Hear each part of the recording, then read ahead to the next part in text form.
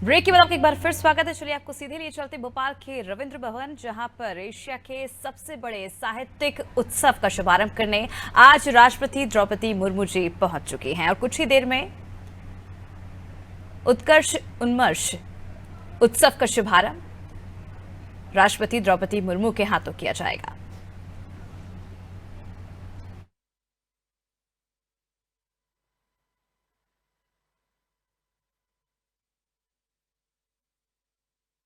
अभिनंदन करें आप सबकी करतल ध्वनि के साथ।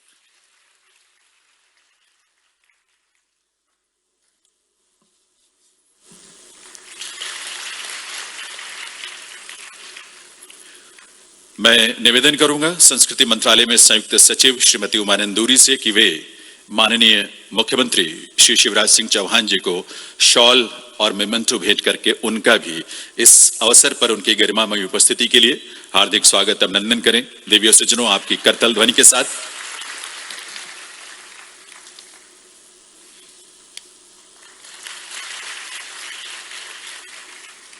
बहुत बहुत आभार, अभिनंदन सभी विभूतियों का।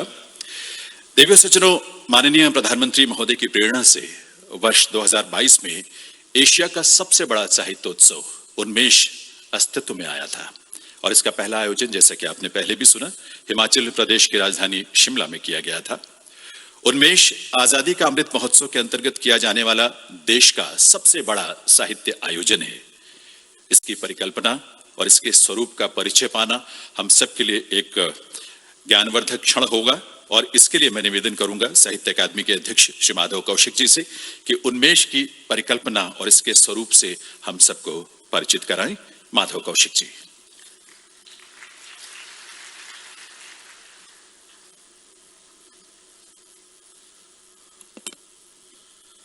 परम आदरणीय राष्ट्रपति महोदया श्रीमती द्रौपदी मुर्मू जी, सम्माननीय राज्यपाल मध्य प्रदेश श्री पटेल जी, माननीय मुख्यमंत्री श्री शिवराज सिंह चौहान जी, मैडम संध्या पुरेचा जी, अध्यक्ष साहित्य संगीत नाटक अकादमी उमा नंदूरी जी, तथा पूरे देश से आए और विदेशों से आए साहित्यकार बंधुओं, मित्रों, महाकालेश्वर की इस पावन धरती पर जहाँ कालिदास जैसे महान विभूतियों ने जन्म लिया, जहाँ कुंभ का आयोजन होता है, साहित्य के इस महाकुंभ में मैं आप सभी का हार्दिक अभिनंदन करता हूँ। मित्रों, ये एक ऐसा अवसर है जिस पे हम गर्व कर सकते हैं। उन्मेष का जैसे पहले बताया कि शिमला में जब हमने आयोजन किया उस समय लगभग 400 लेखक थे और 80 भाषाएं थी। इस बार हमने 575 लेखकों को आमंत्रित किया है और 103 भाषाओं का प्रतिनिधित्व करने वाले। यदि आप पूरे इस सभागार की एक बार विहंगम दृष्टि डालेंगे तो आपको संपूर्ण भारत नजर आएगा अपनी पूरी विविधता के साथ। सभी भाषाओं के प्रतिनिधि, ऐसे रचनाकार, साहित्यकार जिन्होंने अपना पूरा जीवन साहित्य को समर्पित किया, इस देश को समर्पित किया, वो हमारे मध्य है। उन्मेष का ये दूसरा संस्करण एशिया का तो सबसे बड़ा है ही है। मुझे लगता है कि विश्व का भी सबसे बड़ा इस मायने में हम कह सकते हैं कि दुनिया का अकेला ये देश है जिसकी 24 तो मान्यता प्राप्त भाषाएं हैं और बोलियों की संख्या अनगिनत है। हम भारत को भाषाओं का अजायब घर भी कह सकते हैं, म्यूजियम ऑफ द लैंग्वेजेस। मित्रों, इस अमृत काल में जो हमने कार्य किए हैं, ये पहला ऐसा संस्थान है जिसने एक वर्ष में 600 आयोजन किए हैं। 500 पुस्तकों का हमने प्रकाशन किया है। हर 18 घंटे के बाद साहित्य अकादमी की एक पुस्तक प्रकाशित होती है। इसकी कल्पना करके देखिए कि अमृत काल की हमारी उपलब्धियां कितनी रही हैं। स्वयं प्रधानमंत्री महोदय ने एक बार नहीं कई बार सार्वजनिक मंचों से हमारे प्रकाशनों का उल्लेख किया। परसों भी मन की बात आयोजन में उन्होंने 2 हमारे आयोजनों का उल्लेख किया, जिसमें दिव्यांगों की राइटर्स मीट उल्लेखनीय थी और संस्कृत का एक सेमिनार उल्लेखनीय था। ये प्रोत्साहन के शब्द हमें प्रेरित करते हैं और काम करने के लिए एक उत्कट इच्छा। साहित्यकार वैसे भी दुनिया का सबसे बेचैन व्यक्ति है, जो चाहता है कि मैं सब कुछ अपनी संस्कृति को, अपनी भाषा को देना चाहता हूँ। उन्मेष के इस संस्करण में यदि आप हमारे इस कार्ड पे नजर डालेंगे, कवि, कथाकार, उपन्यासकार, नाटककार, मेरा कहने का अर्थ है कि कागज से लेके कंप्यूटर तक और कलम से लेके कैनवस तक अभिव्यक्ति की कोई विधा ऐसी नहीं है जिसका बड़ा साहित्यकार विद्वान हमारे यहाँ मौजूद नहीं है। अभिव्यक्ति का कोई रूप ऐसा नहीं है जिसको हमने आमंत्रित नहीं किया। यहाँ आके इन आयोजनों को देख के आपको लगेगा कि ये देश कितना महान है। हम अपनी हर प्रकाशन के पीछे एक पंक्ति लिखते हैं, इंडियन लिटरेचर इज वन दो रिटन इन मैनी लैंग्वेजेस। भारतीय साहित्य एक है, बेशक वह बहुत सारी भाषाओं में लिखा जाता है। और हमने ये साबित कर दिया है, साहित्य अकादमी ने साबित कर दिया कि कश्मीर से कन्याकुमारी तक और गुवाहाटी से चौपाटी तक कोई लेखक किसी भाषा, किसी बोली में लिखता है, उसके सरोकार एक हैं, उसके संस्कार एक हैं, उसकी संवेदना एक है और उसकी अभिव्यक्ति के माध्यम अलग होते हुए भी वह भारतीय साहित्यिक परंपराओं का प्रतिनिधित्व करता है। तो मित्रों, कोई ऐसा विमर्श नहीं है जो हमने इस बार शामिल नहीं किया। स्त्री विमर्श, दलित विमर्श, आदिवासी विमर्श, उत्तराधुनिकता, सिनेमा, कला, रंगमंच, कोई ऐसा क्षेत्र नहीं है जो 4 दिनों में आपके सामने नहीं आएगा। और बदलते परिवेश में केवल और केवल साहित्यकार है जो इस संसार को कल उससे बचा सकता है, ये बात याद रखिए।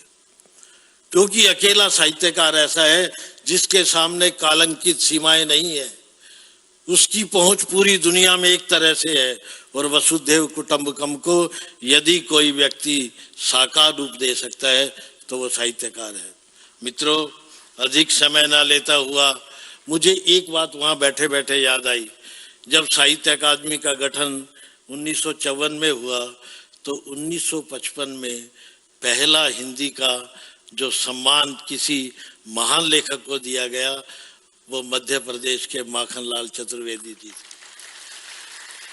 उनकी कविता पुष्प की अभिलाषा, वो सिर्फ पुष्प की अभिलाषा नहीं, वो हर लेखक की अभिलाषा है कि मुझे उस पथ पर तुम देना फेंक, मातृभूमि पर शीश चढ़ाने जिस पर जाए वीर अनेक।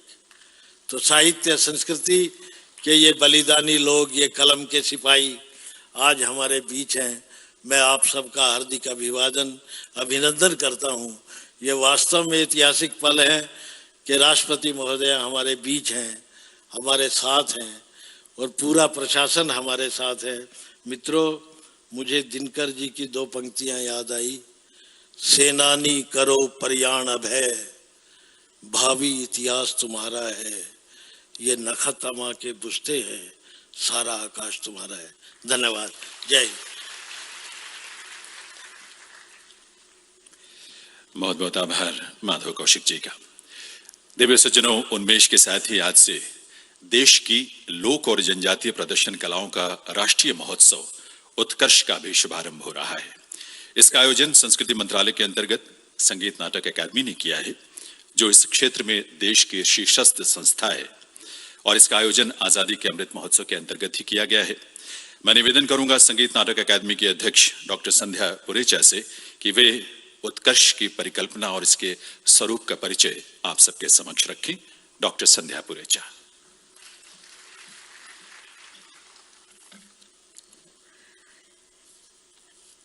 नमो नमः। यह बहुत ही गौरवपूर्ण क्षण है। माननीय राष्ट्रपति श्रीमती द्रौपदी मुर्मू जी मंच पर विराजमान है।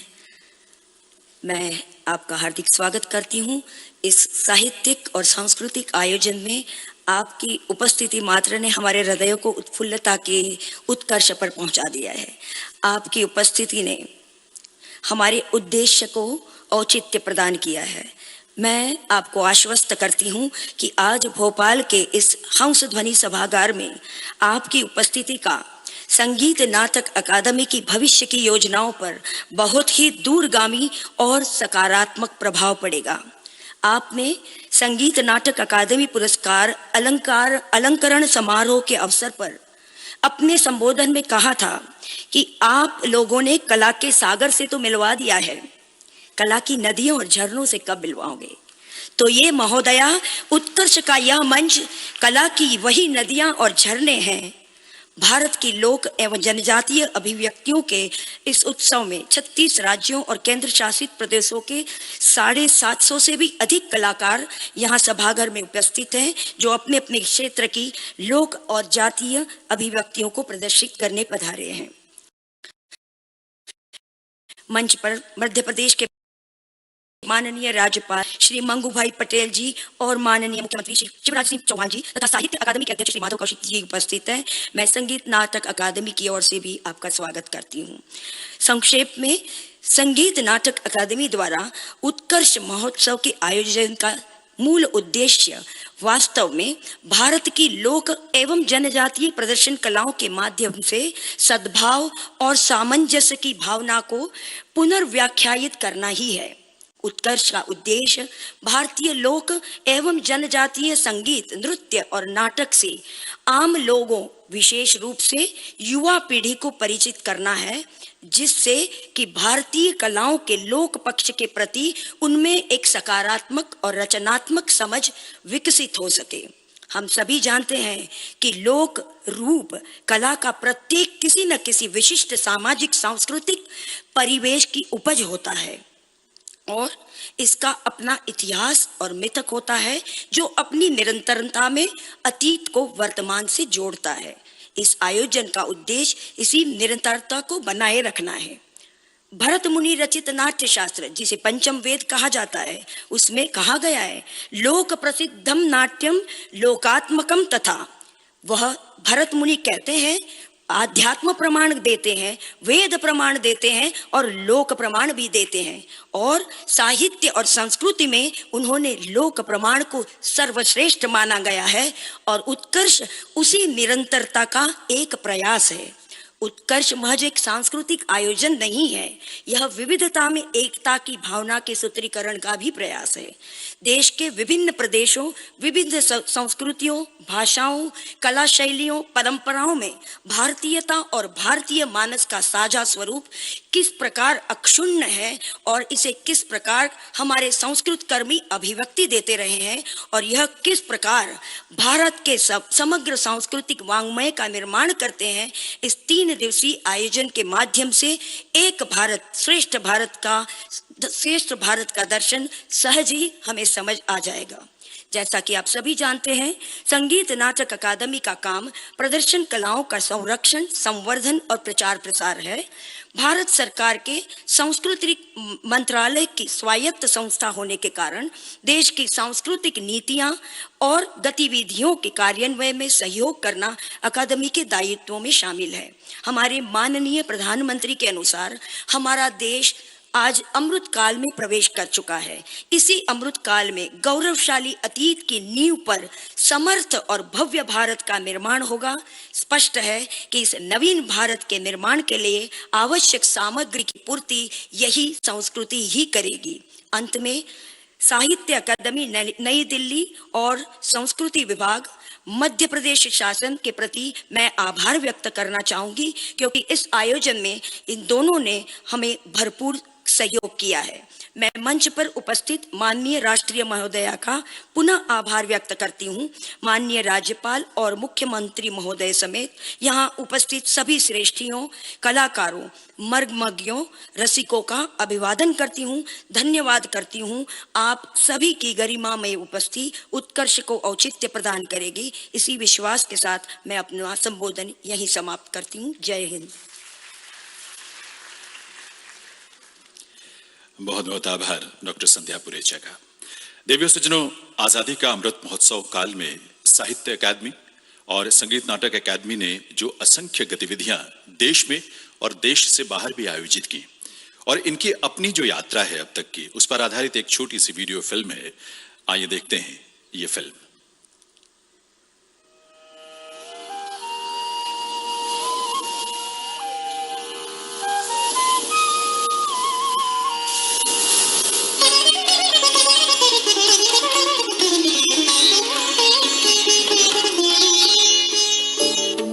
Sahitya Akademi began its journey of literary services to India in 1954. Jawaharlal Nehru was the first president and Sarvapalli Radhakrishnan was its first vice president.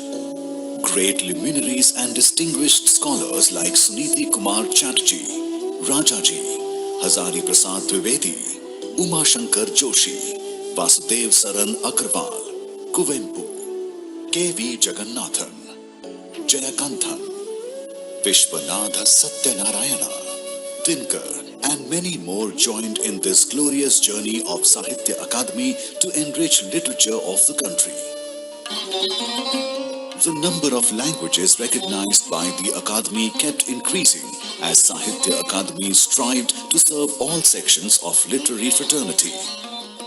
Sahitya Akademi Awards in 4 categories became the hallmark of creative excellence in India in all the languages. Sahitya Akademi also strives to promote Indian literature and culture abroad. Bharat की साहित्य अकादमी ने रूसी और चीनी भाषा में 10 भारतीय साहित्यिक कृतियों के अनुवाद का काम पूरा किया है। All the programs of Sahitya Akademi are in alignment with the visionary scheme of Shri Narendra Modi ji, Honorable Prime Minister of India. Ek Bharat, Shreshtha Bharat. Under Azadi Ka Amrit Mahotsav celebrations, Sahitya Akademi has been organizing literary events that capture the inclusive nature of Indian culture. Akademi has also been organizing events that cater to various sections of literary community of India. आजादी के 75 साल पूरे होने के अवसर पर हम सभी पूरे उत्साह से अमृत महोत्सव मना रहे हैं। ऐसा ही एक कार्यक्रम था दिव्यांग लेखकों के लिए राइटर मीट का आयोजन। इसमें रिकॉर्ड संख्या में लोगों की सहभागिता देखी गई। वहीं आंध्र प्रदेश के तिरुपति में राष्ट्रीय संस्कृत सम्मेलन का आयोजन हुआ।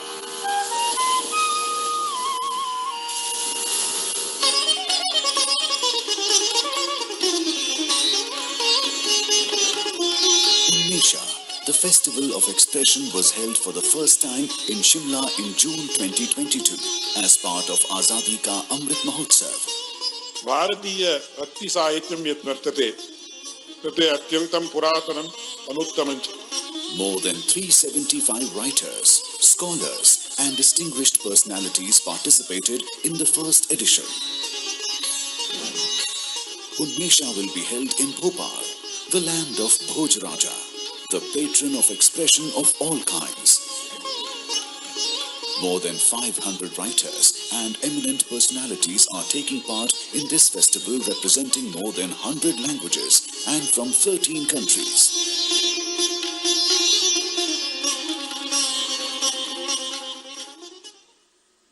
संगीत नाटक अकादमी भारत में प्रदर्शन कलाओं के प्रचार और विकास का एकमात्र अभिरक्षक जो 31 मई 1952 को भारतीय गणराज्य द्वारा स्थापित पहली राष्ट्रीय कला अकादमी है। संगीत नाटक अकादमी जो संगीत, नृत्य और नाटक के रूपों में भारत की विशाल अमूर्त सांस्कृतिक विरासत का प्रभावी संरक्षण और विकास करता है।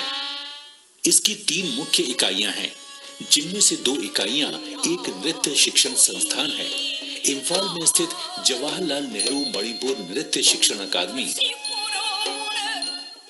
दिल्ली में स्थित कथक केंद्र जो भारत में कथक नृत्य सिखाने वाले अग्रणी संस्थानों में से एक है।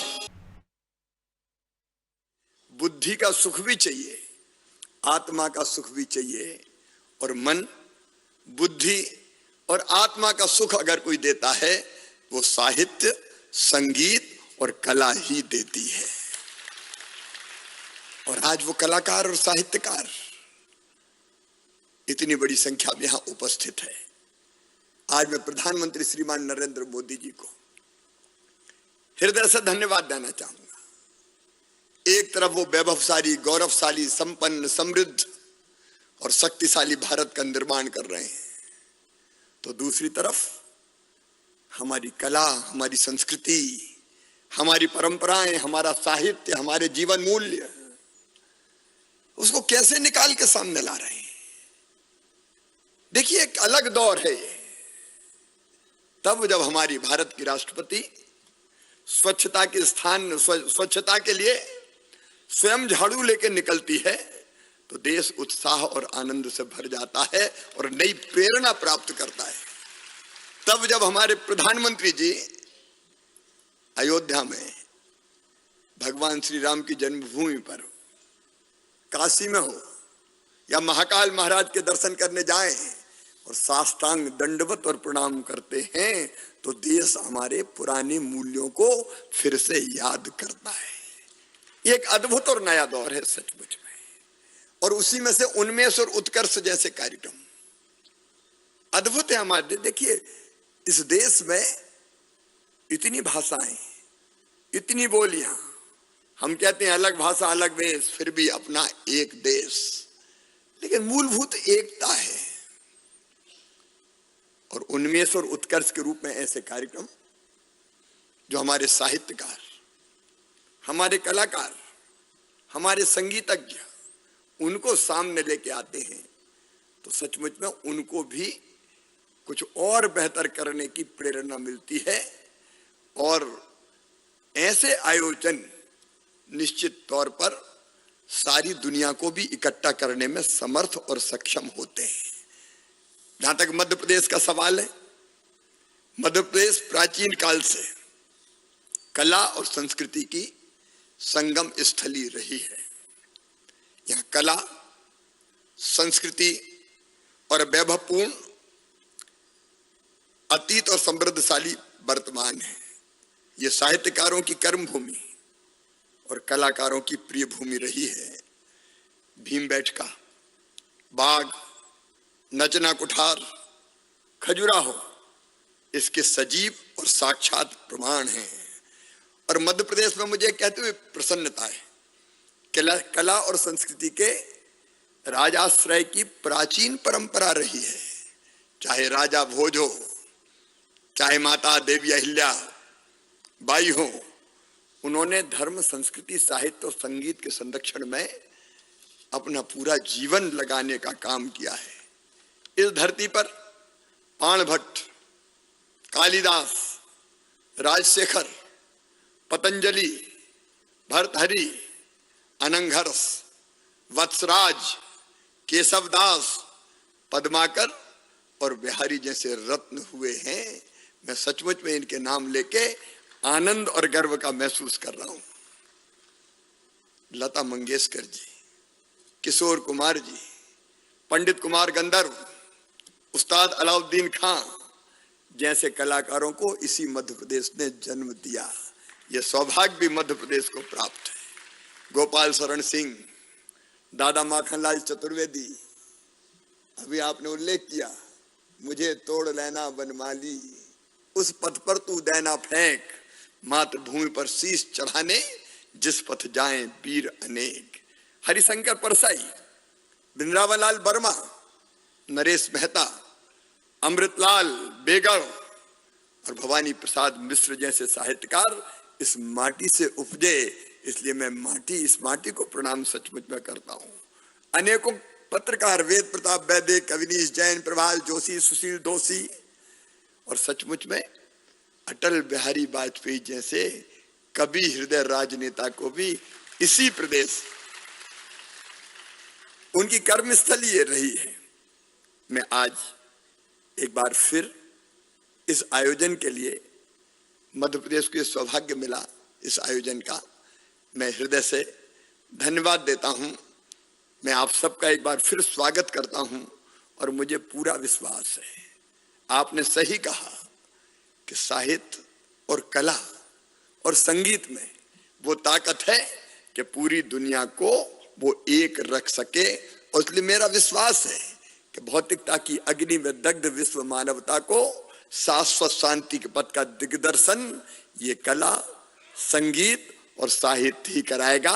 इसलिए एक बार मैं फिर आपका हृदय से अभिनंदन करता हूं। बहुत बहुत धन्यवाद। प्रणाम, नमस्कार।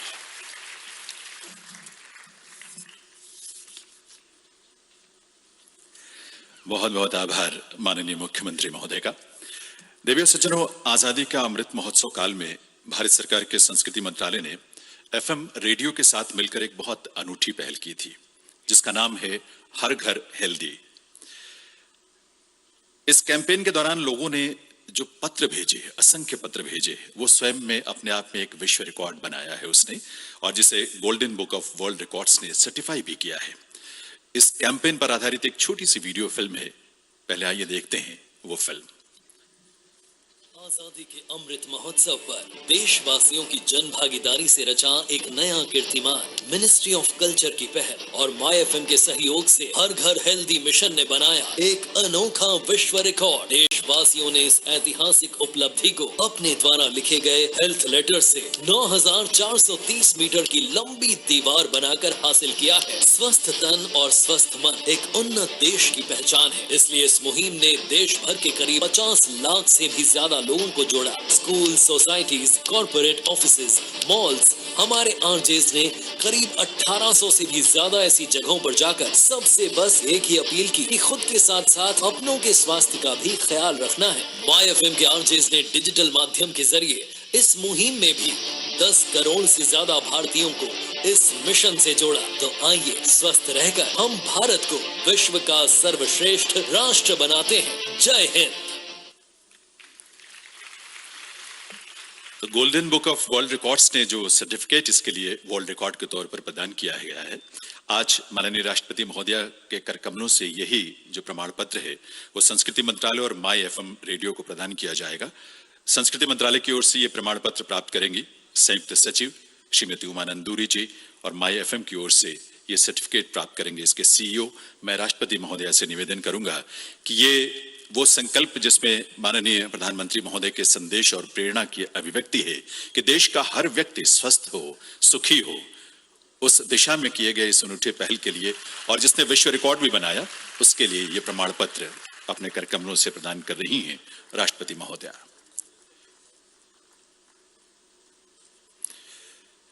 माय एफएम रेडियो के सीईओ वे भी ये प्रमाण पत्र की प्रति प्राप्त कर रहे हैं। बहुत बहुत आभार माननीय राष्ट्रपति महोदया का उनके इस स्नेह के लिए, उनके इस कृपा के लिए। देवी सज्जनों, हम सब जानते हैं देश की स्वतंत्रता के 75 वर्षों के उपलक्ष्य में आजादी का अमृत महोत्सव जिसका आयोजन हो रहा है, और इसका शुभारंभ 12 मार्च 2021 को अहमदाबाद में साबरमती आश्रम से माननीय प्रधानमंत्री श्री नरेंद्र मोदी जी ने किया था। आजादी का अमृत महोत्सव की यात्रा बहुत अद्भुत रही है, विलक्षण रही है, जो अभी भी जारी है अपने उत्कर्ष की ओर। अब तक की इस यात्रा पर हमने एक छोटी सी वीडियो फिल्म तैयार की है जो इस यात्रा की खूबसूरती को और इसके विभिन्न आयामों को दर्शाती है। आइए देखते हैं ये फिल्म। स्वतंत्रता के 75 वर्ष पूर्ण होने पर मनाया जा रहा आजादी का अमृत महोत्सव हमारी समृद्ध संस्कृति, विविधता से भरी विरासत, गौरव गाथाओं से भरे इतिहास और अब तक प्राप्त की गई उपलब्धियों को याद करने की पहल है। पिछले 2 वर्षों में इस कार्यक्रम के तहत लगभग 2 लाख कार्यक्रम देश और विदेश में आयोजित किए गए हैं। पिछले वर्ष 13 से 15 अगस्त के बीच इस महोत्सव के तहत पूरे देश में हर घर तिरंगा अभियान चलाया गया, जो देश के 23 करोड़ घरों तक पहुंचा और 6 करोड़ से अधिक लोगों ने राष्ट्रीय ध्वज फहराते हुए अपनी सेल्फी को देश के साथ शेयर किया। कश्मीर की सदियों पुरानी समृद्ध संस्कृति, कला और शिल्प को देश के अन्य राज्यों तक पहुंचाने का एक जरिया बना वितस्ता कार्यक्रम। दिल्ली में नवनिर्मित कर्तव्य पथ पर स्थित एम्फी थिएटर में कलांजलि कार्यक्रम की एक श्रृंखला आयोजित की जा रही है, जिसमें देश की समृद्ध सांस्कृतिक परंपराओं को संगीत, नृत्य, थिएटर और कला के अन्य पहलुओं द्वारा दर्शाया जा रहा है। भारत के किलों और गुफाओं के ऐतिहासिक व सांस्कृतिक महत्व के साथ ही उनकी विशेषताएं बताने के लिए अनेक स्थानों पर किला और कहानियां तथा वंडर केव्स अभियान चलाए गए। आजादी का अमृत महोत्सव के तहत दिल्ली में अंतर्राष्ट्रीय म्यूजियम एक्सपो भी आयोजित किया गया, जहां संग्रहालयों से संबंधित व्याख्यान, कार्यशाला और तकनीक का प्रदर्शन किया गया। एक भारत श्रेष्ठ भारत की भावना को बल देते हुए काशी तमिल संगमम तथा सौराष्ट्र तमिल संगमम कार्यक्रम के साथ ही सांस्कृतिक चेतना जगाने वाले अनेक कार्यक्रम जैसे अमृत समागम, कलिंग उत्सव, फ्रेंड्स ऑफ इंडिया, धारा, वाइब्रेंट विलेजेस आयोजित किए गए। अमृत काल के लिए आजादी का अमृत महोत्सव की 9 थीम्स के तहत भविष्य के भारत के निर्माण के लिए अनेक कार्यक्रम सतत रूप से जारी हैं, जिनमें विभिन्न मंत्रालयों द्वारा सक्रिय भागीदारी निभाई जा रही है। इन थीम्स के अंतर्गत अलग अलग मंत्रालयों द्वारा देश के गांवों, कस्बों और शहरी क्षेत्रों में अनेक कार्यक्रम आयोजित किए गए हैं, जिनमें अभूतपूर्व जन भागीदारी रही है। इन कार्यक्रमों में मीडिया एजेंसियों ने बढ़ चढ़ कर भाग लिया और इसे जन आंदोलन बनाने में और डिजिटल अभियान द्वारा इसे करोड़ों लोगों तक पहुंचाने में सफलता दिलाई है। इन कार्यक्रमों में कुछ प्रमुख हैं: स्वास्थ्य विषय पर 50,000 से अधिक पोस्ट कार्ड लिखकर विश्व रिकॉर्ड बनाना, जल संरक्षण और स्वच्छता को बढ़ावा देने हेतु नदी तटों पर कार्यक्रम, 30,000 से अधिक पौधारोपण। इसके साथ ही 100 से अधिक प्रतिष्ठित व्यक्तियों ने विभिन्न प्लेटफॉर्म पर इन कार्यक्रमों के प्रति सकारात्मक संदेश देते हुए देशवासियों से इन कार्यक्रमों से जुड़ने का आह्वान किया। आजादी का अमृत महोत्सव कार्यक्रमों ने देशवासियों को अपने इतिहास, संस्कृति और विरासत के प्रति गर्व का अनुभव कराया है और भविष्य के प्रति भारत के निर्माण के लिए कार्य करने को प्रेरित किया है। देशवासियों से आग्रह करते हुए नई संभावनाओं को संजोते हुए नए संकल्पों को पार करते हुए आगे बढ़ने का विश्वास लेकर के आज अमृत काल का आरंभ करते हैं। आजादी का अमृत महोत्सव अब अमृत काल की दिशा में पलट चुका है, आगे बढ़ चुका है। तब इस अमृत काल में सबका प्रयास अनिवार्य है, सबका प्रयास ही परिणाम लाने वाला है।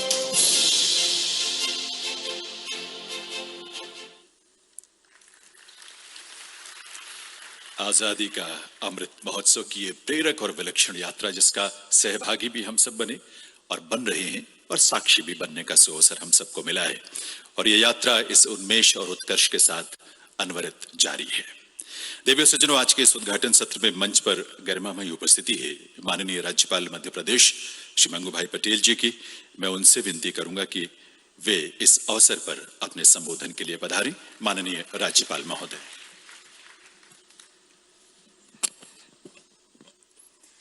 सभी को नमस्कार।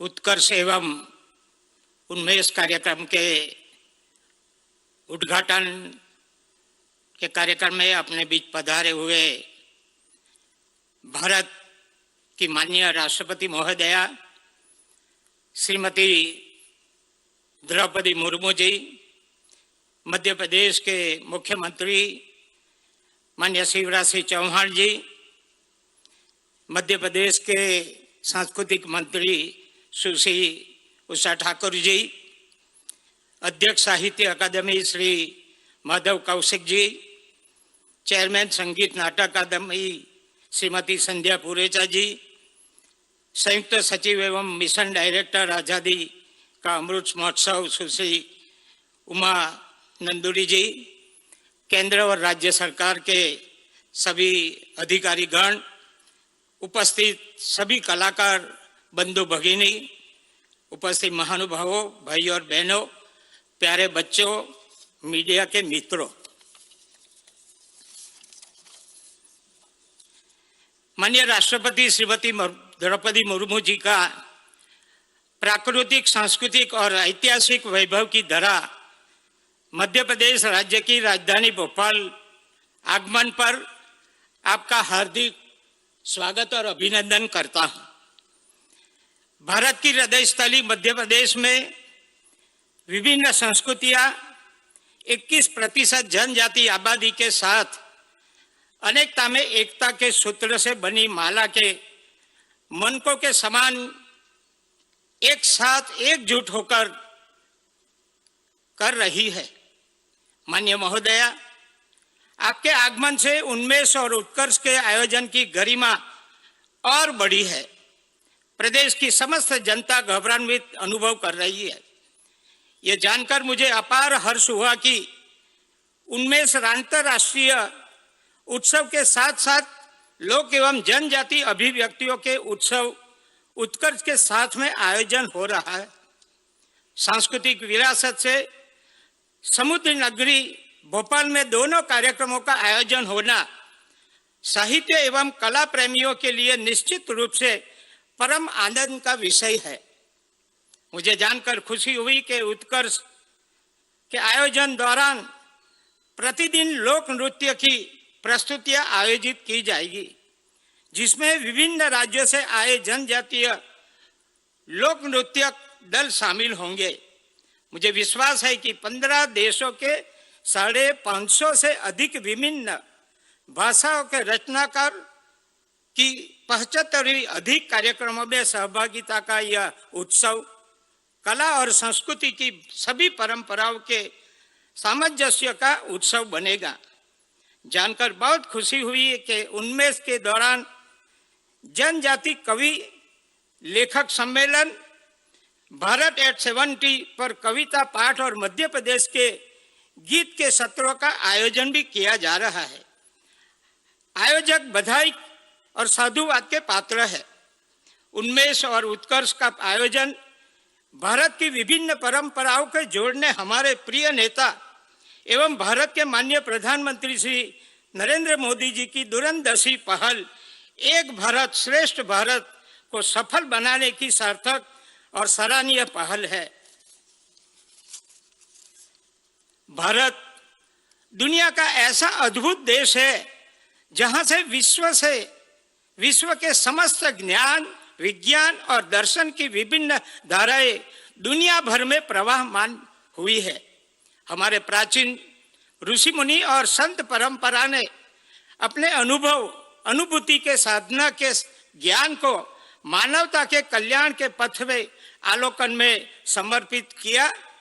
इसलिए उनकी रचनाएं देश काल की सीमाओं से परे आज भी प्रासंगिक है। कलात्मक की शक्ति अद्भुत होती है। दिल, दिमाग और आत्म शक्ति के समन्वय से रचना का सृजन होता है। इसके लिए किसी साधन संसाधन की आवश्यकता नहीं होती है। इसका जीवन प्रतिरूप जनजाति समुदाय की कलात्मकता है, जिसकी कला, रचना कौशल, संगीत और नृत्य सभी काल की सीमाओं से परे अमिट मूल्य, मौलिक सादगी और गहन अनुभूति का अद्भुत आभास करते हैं। भारत की भाषाएं भौगोलिक विविधता के उदार मिश्रण ने बेहतरीन साहित्य का निर्माण किया, जिसकी वानगी अनूठी और अप्रितम विविधता है। आशा है कि डिजिटल क्रांति के दौर में उत्कर्ष का आयोजन संस्कृति, कला, साहित्य और भाषा के सृजनकारों के बीच वैश्विक विमर्श सांस्कृतिक मूल्यों के संरक्षण में सहयोगी होगा। भारत की प्राचीन सुकृति वसुधैव कुटुंबकम की प्रामाणिकता के साथ भारत की एकता और श्रेष्ठता को दुनिया भर में स्थापित करने में सफल होगा। आजादी के अमृत महोत्सव के अवसर पर अंतर्राष्ट्रीय साहित्य, लोक एवं जनजाति अभिव्यक्तियों के सफल अनूठे आयोजन के लिए सांस्कृतिक मंत्रालय, साहित्य तथा संगीत अकादमी और मध्य प्रदेश की सरकार को बहुत बहुत बधाई देता हूं। अंत में माननीय राष्ट्रपति महोदया ने अपनी व्यस्तता के बीच इस कार्यक्रम में उपस्थित होकर जो गरिमा प्रदान की है, उसके लिए प्रदेश के प्रथम नागरिक के तौर पे मैं उनका बहुत बहुत आभारी हूं। आभार। भारत माता की जय।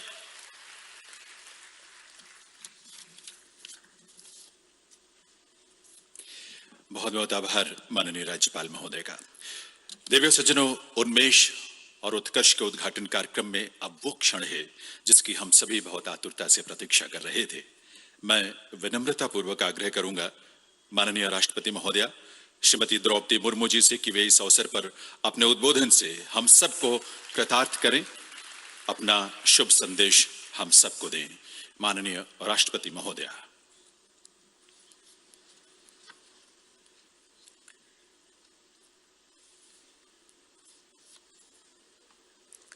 उन्मेष और उत्कर्ष, इन दोनों उत्सवों के शुभारंभ में उपस्थित मध्य प्रदेश के राज्यपाल आदरणीय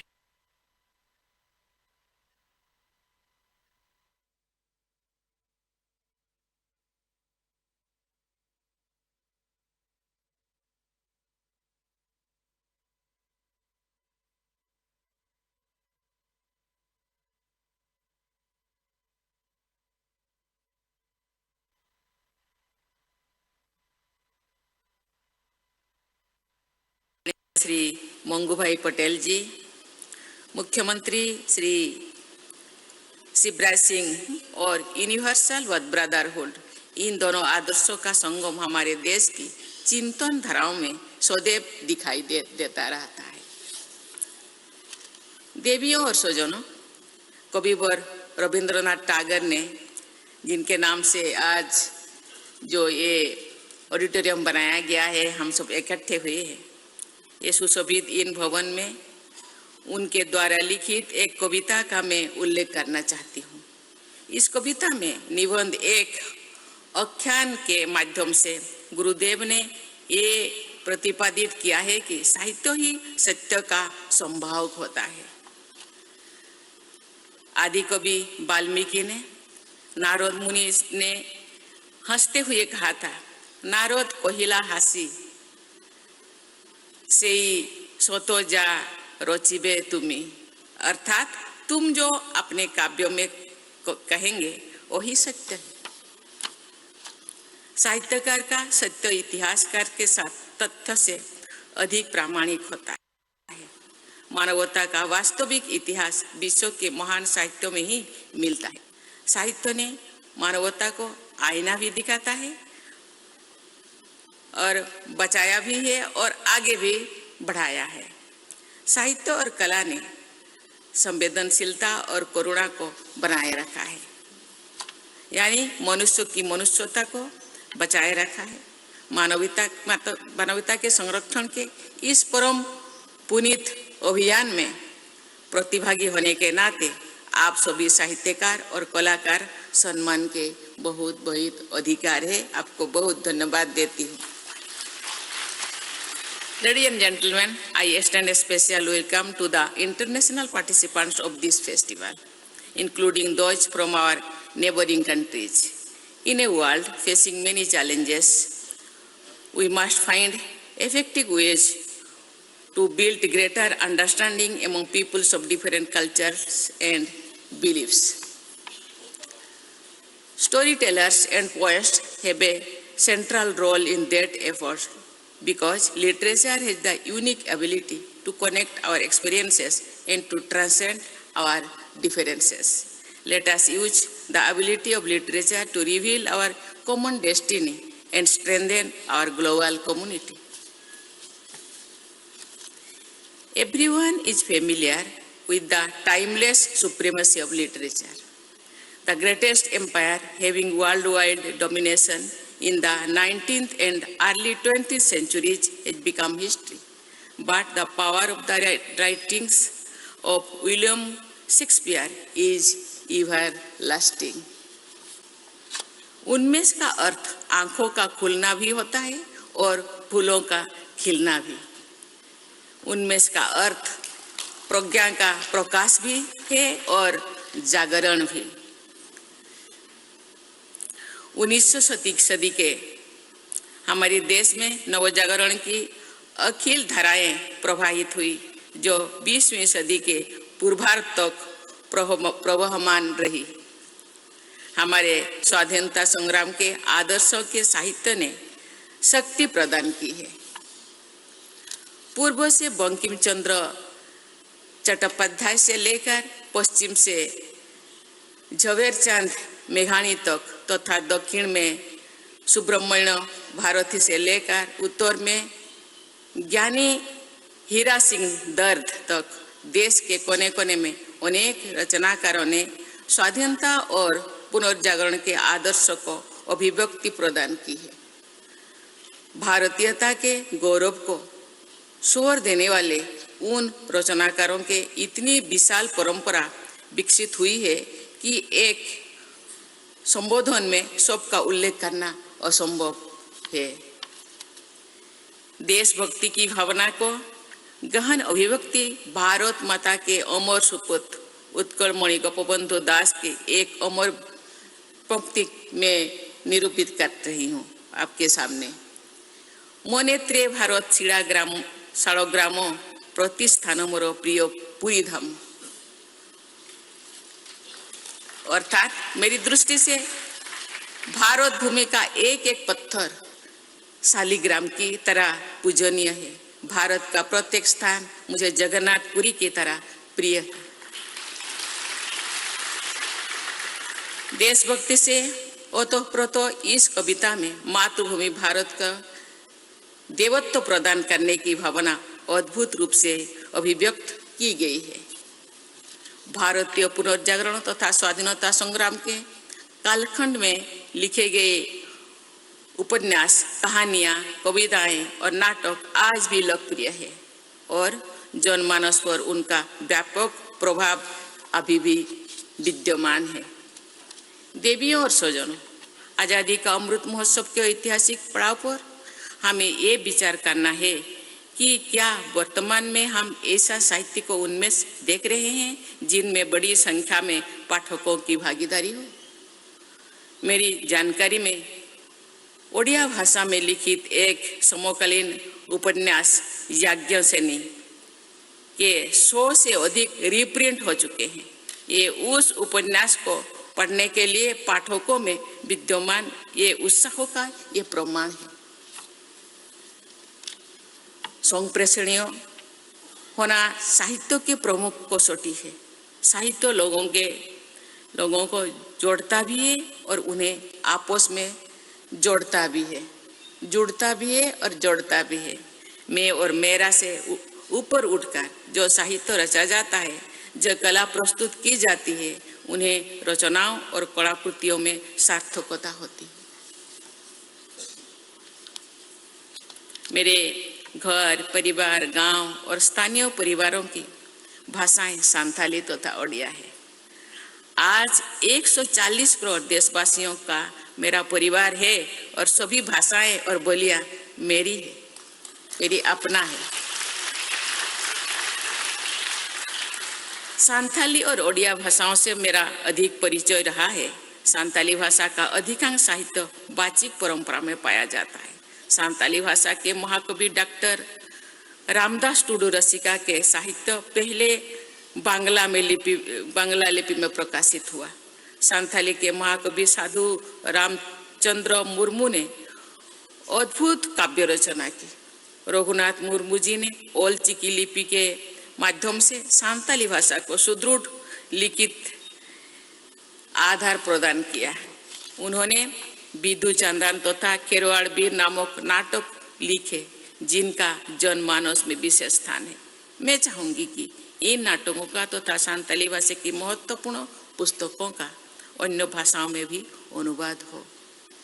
वस्तुतः तो भी भारतीय भाषाओं की प्रमुख पुस्तकों का अन्य भाषाओं में अनुवाद होने से भारतीय साहित्य और अधिक समृद्ध हो सकता है। संथाली भाषा को संविधान की 8वीं अनुसूची में स्थान दिलाने की मेरी विनम्र प्रयासों को कवि हृदय अटल बिहारी वाजपेयी जी ने आशीर्वाद दिया था। भारत रत्न से सम्मानित मध्य प्रदेश का सपूत अटल जी को नमन करती हूँ, श्रद्धा सुमन अर्पित करती हूँ। देवियों और स्वजनों, संगीत नाटक एकेडमी एवं मध्य प्रदेश के संस्कृति विभाग द्वारा उत्कर्ष नामक उत्सवों के माध्यम से लोक एवं जनजातीय नृत्यों को आयोजन किया जा रहा है। इसके लिए मैं आयोजकों को सराहना करती हूँ। उत्कर्ष का अर्थ उन्नति। जो भारत का जनजातीय समाज समुन्नय हो जाएगा तो भारत एक विकसित राष्ट्र के रूप में प्रतिष्ठित हो जाएगा। आप निश्चित रूप से जानते होंगे भारतवर्ष में अब तक 700 से ज़्यादा कम्युनिटी के आदिवासी बसवास करते हैं, लेकिन उनका भाषा 700 से ज़्यादा है। मुझे लगता है उसे डबल है, क्योंकि हर 50 किलोमीटर दूर से नया भाषा है। इसीलिए उसी भाषा को संजो के रखना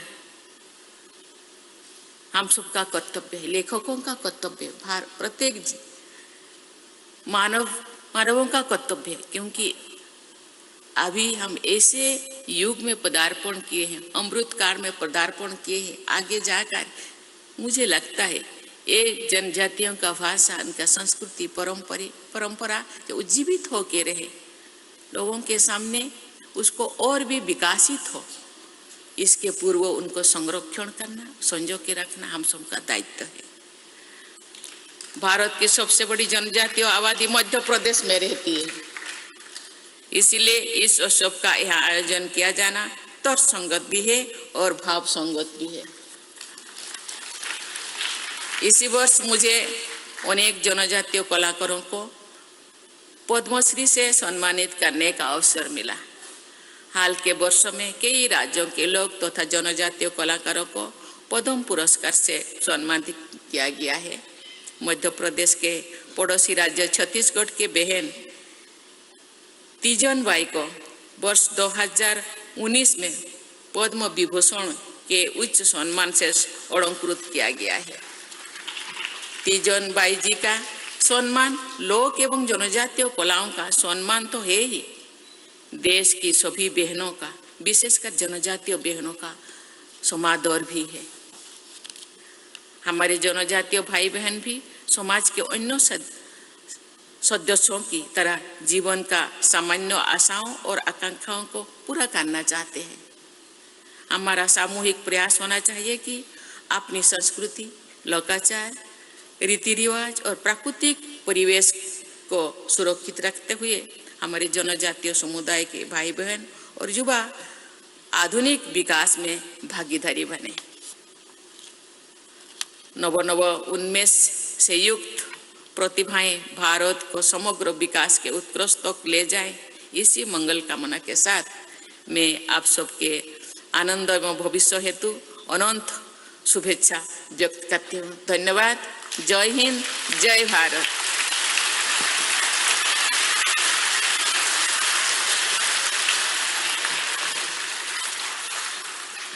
बहुत बहुत आभार माननीय राष्ट्रपति महोदया का उनके इस प्रेरक संबोधन के लिए, उनके शुभ संदेश के लिए। दिव्य सज्जनों, आगे इस मंच पर सांस्कृतिक प्रस्तुति होनी है और उत्कर्ष का एक विलक्षण रंग हम आपके समक्ष प्रस्तुत करेंगे। मैं निवेदन करूंगा माननीय राष्ट्रपति महोदया से और मंचासीन विभूतियों से कि वे सभागार में मंच के समक्ष अपना स्थान ग्रहण करेंगे। इस महोत्सव में हमारा एक जो आकर्षक पक्ष है, उत्कर्ष का संयोजन जिसका संगीत नाटक अकादमी ने किया है, देश की लोक और जनजातीय प्रदर्शन कलाओं की बहुत ही मनोहारी प्रस्तुति हर रोज देखने को मिलेगी, लेकिन इस उद्घाटन सत्र में उसकी एक विशेष और आकर्षक झलक हम आपके समक्ष प्रस्तुत करने जा रहे हैं। माननीय राष्ट्रपति महोदया के समक्ष इन कलाकारों के लिए सौभाग्य की बात है कि उन्हें अपनी प्रस्तुति का अवसर मिल रहा है।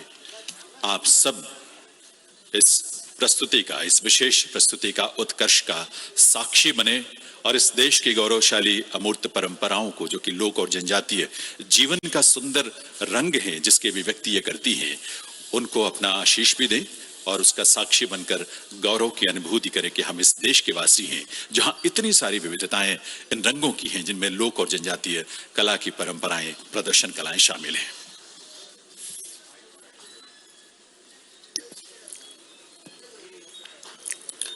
उत्कर्ष हमारी धरोहर,